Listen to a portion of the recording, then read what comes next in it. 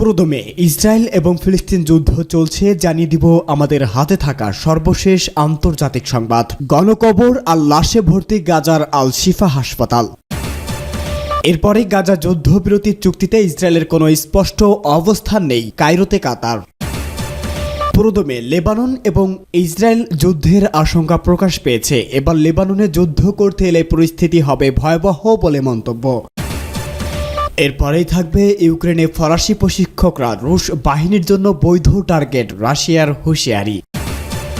এবং সর্বশেষ জানিয়ে দিব এবার গাজার মধ্য অঞ্চলে ইসরায়েলি অভিযান, নিহত 70। এতক্ষণে সংবাদ শিরোনাম শুনছিলেন, এবারে বিস্তারিত। তবে তার আগে ভিডিওটিতে একটি লাইক ও কমেন্টস করে এই সংবাদ সম্পর্কে আপনার মূল্যবান মতামত জানিয়ে দিন। গণকবর আর লাশে ভর্তি গাজার আল শিফা হাসপাতাল। গাজা সিটির সবচেয়ে বড় হাসপাতাল আল শিফা দ্বিতীয়বারের মতো অভিযান শেষে ইসরায়েল গত 1 এপ্রিল সেখান থেকে সেনা প্রত্যাহারের পর ধ্বংসস্তূপের মধ্যে লাশের গন্ধে স্তব্ধ ফিলিস্তিনিরা। সাম্প্রতিক কয়েক সপ্তাহে হাসপাতাল চত্বরটিতে 4টি গণকবর আবিষ্কৃত হয়েছে, যেখানে কয়েকশো মৃতদেহ পাওয়া গেছে বলে জানিয়েছে ফিলিস্তিনি অনুসন্ধানী দল। গাজায় মোট 8 মাসের যুদ্ধে বারবার ইসরায়েলি বাহিনীর হামলা শিকার হয়েছে হাসপাতালগুলো।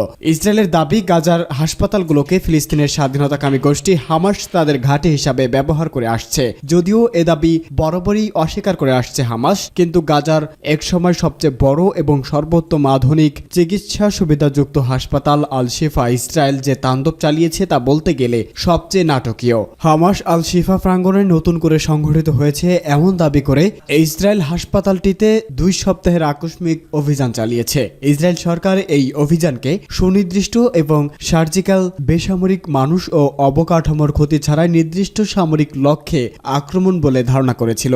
এই অভিযানে 200 সন্ত্রাসীকে হত্যার পাশাপাশি 900 সন্ত্রাসীকে ধরা হয়েছে এবং কোনো বেসামরিক নাগরিকেরই মৃত্যু হয়নি বলে দাবি করেছে ইসরায়েল সরকারের মুখপাত্র। কিন্তু বাস্তবতা হচ্ছে ভিন্ন কথা। আল শিফা প্রাঙ্গণে বালির মধ্য থেকে বেরিয়ে আসা একের পর এক পচাগলা মৃতদেহ ইসরায়েল ওই দাবিকে প্রশ্নবিদ্ধ করছে। ফিলিস্তিনের এক সিভিল ডিফেন্স কর্মী রামি দাবাবেশ গত 8 মে বিবিসিকে বলেন, আমরা গণকবর খুঁড়েছি, সেখান থেকে পাওয়া বেশিরভাগ মরদেহই পচন ধরেছে, সেগুলো শনাক্ত করা হচ্ছে। তিনি আরো বলেন, আমরা নারী, শিশু এবং মাথাবিহীন মানুষের মৃতদেহ এবং শরীরের টুকরো টুকরো অংশ খুঁজে পেয়েছি। জাতিসংঘ নিরাপত্তা পরিষদ গাজার আল শিফা এবং নাসের হাসপাতালে গণকবর আবিষ্কারের খবরে গভীরভাবে উদ্বেগ প্রকাশ করেছে।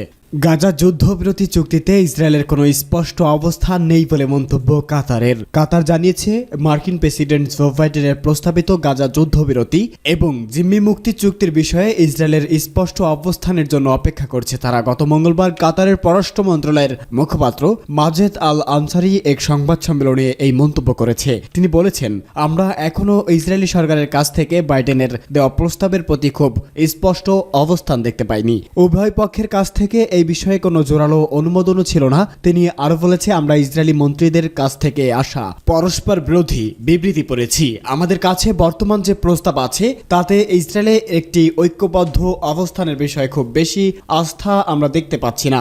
এ সময় তিনি আরো বলেন, ফিলিস্তিনি গোষ্ঠী হামাসও এই শান্তি প্রস্তাবের বিষয়ে এখনো দৃঢ় সমর্থন জানায়নি। মাজেদ আল আনসারি বলেন, আমরা উভয় পক্ষের এমন বিবৃতি দেখিনি যা আমাকে অনেক আস্থা দিয়েছে। তবে এই প্রস্তাব নিয়ে আমরা অগ্রসর হচ্ছি এবং আমরা এই বিষয়ে উভয় পক্ষের সঙ্গে কাজ করছি। গাজায় যুদ্ধবিরতির জন্য মার্কিন যুক্তরাষ্ট্র এবং মিশরের সঙ্গে কাজ করে যাচ্ছে কাতার। তবে প্রায় 8 মাস ধরে চলা এই যুদ্ধে গত বছরের নভেম্বরে মাত্র 7 দিনের একটি অস্থায়ী যুদ্ধবিরতি ছিল। সেই সময় ফিলিস্তিনি বন্দীদের বিনিময়ে 100 জন জিম্মিকে মুক্তি করে দেওয়া হয়েছিল। উল্লেখ্য, গত সপ্তাহে মার্কিন প্রেসিডেন্ট জো বাইডেন গাজা উপত্যকায় যুদ্ধবিরতির জন্য 3 স্তরের একটি শান্তি পরিকল্পনা প্রস্তাব করেছে।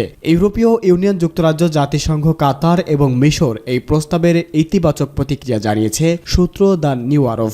ইসরায়েলি প্রতিরক্ষা বাহিনী আইডিএফ এর প্রধান লেফটেন্যান্ট জেনারেল হ্যারেজি হালেভি জানিয়েছে তারা উত্তর ইসরায়েলে হিজবুল্লাহর দৈনিক হামলার বিষয়ে একটি চূড়ান্ত সিদ্ধান্ত নেওয়ার দ্বার প্রান্তে রয়েছে। হামাসের সঙ্গে ইসরায়েলের চলমান সংঘাত শুরু থেকেই লেবানন ইসরায়েল সীমান্তে নিয়মিতই হামলা চালাচ্ছে দেশটির সশস্ত্র সংগঠন হিজবুল্লাহ। তবে এই সংঘাতের মাত্রা আরও বাড়ানোর ইচ্ছা নেই সংগঠনটি। তবে সংগঠনের উপনেতা জানিয়েছে প্রয়োজনে সর্বাত্মক যুদ্ধ জড়াতে তারা প্রস্তুত। গত মঙ্গলবার এই তথ্য জানিয়েছে আল জাজিরা। হিজবুল্লাহর উপপ্রধান শেখ নাইম কাশেম জানিয়েছে হিজবুল্লাহ যুদ্ধের জন্য প্রস্তুত এবং ইসরায়েলকে বিজয় না হতে দিতে বদ্ধপরিকর। লেবাননে যুদ্ধ করতে এলে ইসরায়েলের পরিস্থিতি ভয়াবহ হবে বলে মন্তব্য করেছেন তিনি আর বলেছে ইসরায়েল সর্বাত্মক যুদ্ধ করতে চাইলে আমরা তাদের জন্য প্রস্তুত। গত ৮ মাস ধরে হিজবুল্লাহর সঙ্গে নিয়মিত পাল্টা হামলা চালাচ্ছে ইসরায়েল। সংশ্লিষ্টরা চলমান গাজার সংঘাত লেবাননেও বড় আকারে ছড়িয়ে পড়তে পারে এমন আশঙ্কার কথা বেশ কয়েকবার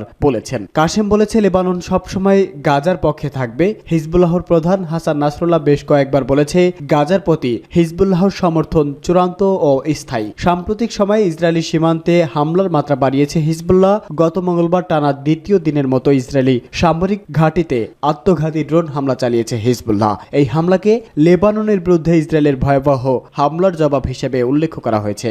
ইসরায়েলি প্রতিরক্ষা বাহিনী আইডিএফ এর প্রধান লেফটেন্যান্ট জেনারেল হ্যারেজি হালেভি গতকাল জানিয়েছে তারা উত্তর ইসরায়েলে হিজবুল্লাহর দৈনিক হামলার বিষয়ে এক চূড়ান্ত সিদ্ধান্ত নেওয়ার দ্বার প্রান্তে রয়েছে। হালেভি বলেন আমরা সিদ্ধান্তের কাছাকাছি পৌঁছে গেছি এবং আইডিএফ এর জন্য পুরোপুরি প্রস্তুত রয়েছি।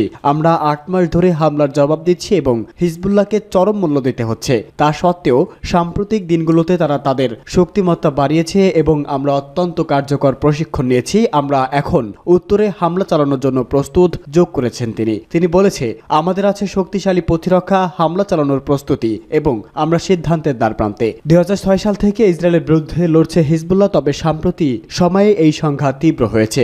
উভয় দেশের সীমান্তবর্তী অঞ্চল থেকে হাজারো মানুষ পালিয়ে যেতে বাধ্য হয়েছে। 7 অক্টোবর থেকে এখন পর্যন্ত ইসরায়েলি হামলায় হিজবুল্লাহর প্রায় 300 যোদ্ধা নিহত হয়েছে। সঙ্গে নিহত হয়েছে 80 জন বেসামরিক নাগরিক। লেবাননের ভূখণ্ড থেকে আসা হামলায় 18 ইসরায়েলি সেনা ও 10 জন বেসামরিক ব্যক্তি নিহতের দাবি জানিয়েছে আইডিএফ। হিজবুল্লাহর রকেট হামলা থেকে আগুনের সূত্রপাত ঘটলে উত্তর ইসরায়েলের দাবানল ছড়িয়ে পড়েছে।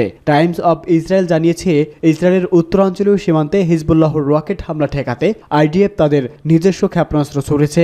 ইসরায়েল ক্ষেপণাস্ত্র হিজবুল্লাহর রকেট ধ্বংস করলে সেখান থেকে ছুটে আসা স্রেপনেলের আঘাতে সাদেফ শহরের একটি ইসরায়েলি রিজার্ভ সেনা আহত হয়েছে। স্রেপনেলের কারণে সাফেদের বিরিয়া বনে আগুনের সূত্রপাত হয়। দমকল বাহিনী 10টি ইউনিট এই অগ্নি নির্বাপক উড়োজাহাজ সম্মিলিতভাবে এই আগুন নেভানোর কাজ করেছে। প্রাদেশিক কাউন্সিল জানিয়েছে এই আগুনে কোনো ক্ষয়ক্ষতি হয়নি। সূত্র টাইমস অফ ইসরায়েল। ইউক্রেনে ফরাসি প্রশিক্ষকরা রুশ বাহিনীর জন্য বৈধ টার্গেট বলে মন্তব্য রাশিয়ার পররাষ্ট্রমন্ত্রী সের্গেই ল্যাভরভ বলেছে ইউক্রেনের নিযুক্ত ফরাসি সামরিক প্রশিক্ষকরা রাশিয়ান সমরাস্ত্র এবং সশস্ত্র বাহিনীর জন্য বৈধ লক্ষ্যবস্তু হিসাবে বিবেচিত হবে। 4 জুন কঙ্গো প্রজাতন্ত্রের পররাষ্ট্রমন্ত্রী জাক-ক্লদ গাকোসোর সঙ্গে বৈঠকের পর এক সংবাদ সম্মেলনে তিনি এই হুঁশিয়ারি দিয়েছে। ফরাসি সামরিক অফিসারদের প্রথম দল এই সপ্তাহে ইউক্রেনে আসতে পারে বলে মিডিয়া রিপোর্টের বিষয়ে লাভরভ বলেছে ফরাসি সেনারা যে ইতিমধ্যেই ইউক্রেনে কাজ করছে তা নিশ্চিত করে এমন অনেক তথ্য রয়েছে। তিনি বলেছে আমাদের কাছে অনেক সুনির্দিষ্ট তথ্য রয়েছে যে ফরাসি প্রশিক্ষকরা ইতিমধ্যেই তারা যেই হন না কেন ফরাসি সশস্ত্র বাহিনীর সদস্য বা ভাড়াটে তারা আমাদের সশস্ত্র বাহিনীর জন্য একটি সম্পূর্ণ বৈধ লক্ষ্যবস্তু হবে। এদিকে মার্কিন পররাষ্ট্র দপ্তর সাবেক গোয়েন্দা কর্মকর্তা এই রাজনৈতিক বিশেষজ্ঞ স্কট রিটারকে রাশিয়া সফরের জন্য দেশ ত্যাগ করতে নিষেধ করেছে বলে এমন দাবির প্রতিক্রিয়া ল্যাভরভ বলেছে এটি একটি উদাহরণ যা নিশ্চিত করে যে মার্কিন যুক্তরাষ্ট্র যারা নিজেকে গণতন্ত্রের বিশ্ব নেতা বলে তারা আসলে দীর্ঘদিন ধরেই একটি পুলিশ রাষ্ট্র। তিনি বলেছে রিটার যেহেতু রুশ নাগরিক নন সেহেতু তার উপর দেওয়া বিধিনিষেধ কাটিয়ে উঠতে সাহায্য করার জন্য কোনো বাস্তব পদক্ষেপ নিতে পারবে না রাশিয়া। এবার গাজার মধ্য অঞ্চলে ইসরায়েলি অভিযান নিহত 70। উত্তর ও দক্ষিণাঞ্চলের পর এবার গাজার মধ্য অঞ্চলে অভিযান চালাচ্ছে ইসরায়েল। অভিযানের মধ্য দিয়ে বুরেজ শরণার্থী শিবিরে পূর্বাঞ্চল ও গাজার মধ্য অঞ্চলীয় দেইর আল বালা শহর নিয়ন্ত্রণে রাখার কথা জানিয়েছে ইসরায়েলি সামরিক বাহিনী। ব্রিটিশ সংবাদ মাধ্যম বিবিসির প্রতিবেদনে এই তথ্য জানা গেছে। গাজার মধ্য অঞ্চলে তীব্র বোমা হামলার কথা জানিয়েছে সেখানকার বাসিন্দারা। দাতব্য সংস্থা মেডিসিন জানিয়েছে হামলায় অনেক হতাহত হয়েছে। মঙ্গলবার থেকে অন্তত 70 জনের মরদেহ ও 300 জন আহত হয়েছে বলে দের বালা শহরের আল আকসা হাসপাতালে আনা হয়েছে। নিহতদের অধিকাংশ নারী ও শিশু বলে জানিয়েছে দাতব্য সংস্থাটি। ইসরায়েলের দাবি, তাদের সেনারা সন্ত্রাসী এবং সন্ত্রাসীদের অবকাঠামোর বিরুদ্ধে অভিযান শুরু করেছে। গতকাল বুধবার ইসরায়েলি সামরিক বাহিনীর পক্ষ থেকে এমন দাবি করা হয়েছে। এদিকে গাজায় যুদ্ধবিরতি এবং জিম্মি মুক্তির লক্ষ্যে আলোচনা চলছে। আমেরিকার, মিশর ও কাতারের মধ্য অবস্থাকারীদের মধ্যে দোহা এবং কায়রোতে আলোচনা চলার সময় এমন অভিযানের খবর এলো। গত বছর 7 অক্টোবর ইসরায়েলের দক্ষিণ সীমান্তে হামাসের আকস্মিক হামলায় প্রায় 1200 জন নিহত হয়েছে। এছাড়া ওই সময় অন্তত 251 জনকে জিম্মি করে নিয়ে যায় হামাস। এরপর থেকে